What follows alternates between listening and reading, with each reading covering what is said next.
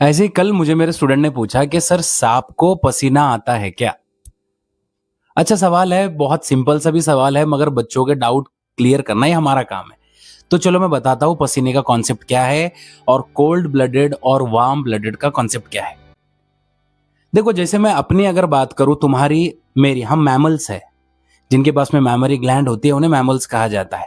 मतलब ऐसे जानवर जो अपने बच्चों को डायरेक्ट पैदा करके उनको दूध पिलाते, तो जिनके पास में स्तन होते हैं, ये उन्हें मैमल्स कहा जाता है।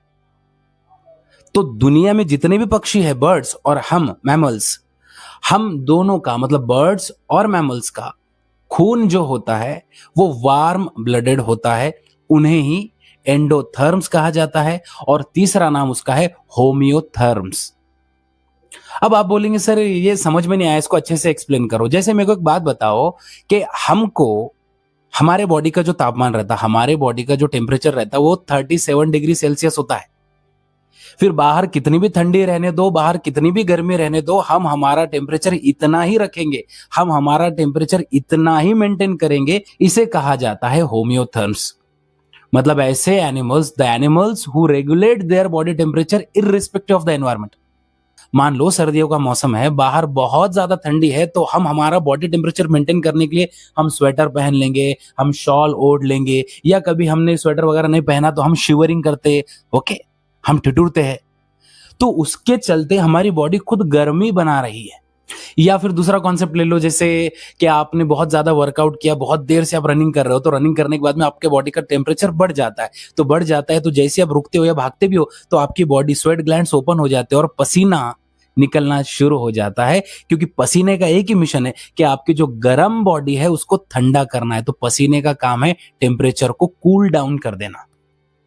इसका मतलब जो अपने बॉडी का टेम्परेचर रेगुलेट करना चाहते हैं, चाहे कितना भी रहने दो बाहर का, उन्हें हम वार्म ब्लडेड कहते हैं और उन्हें ही पसीना आता है।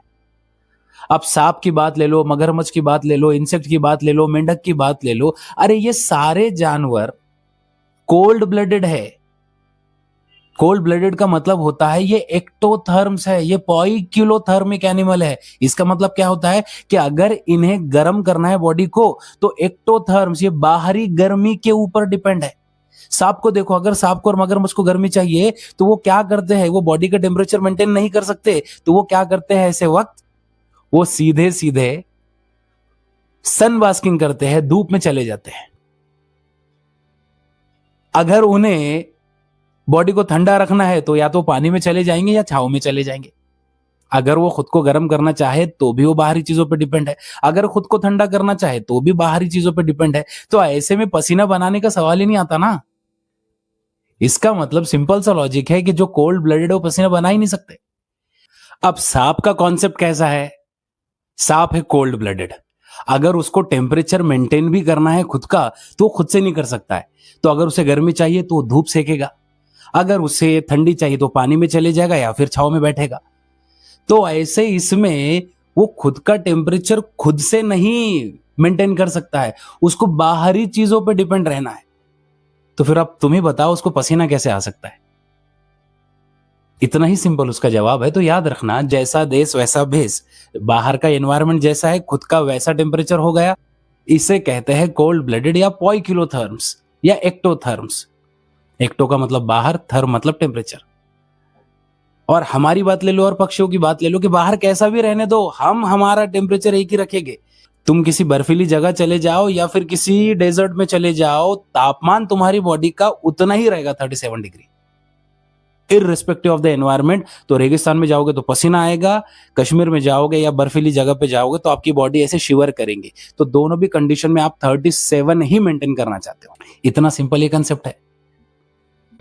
तो दोस्तों अगर ये वीडियो अच्छा लगा हो तो प्लीज हमारे चैनल को सब्सक्राइब कीजिए और हमें इंस्टाग्राम पे फॉलो भी कीजिए। थैंक यू, मिलते हैं अगली वीडियो में, तब तक के लिए अपना ख्याल रखो।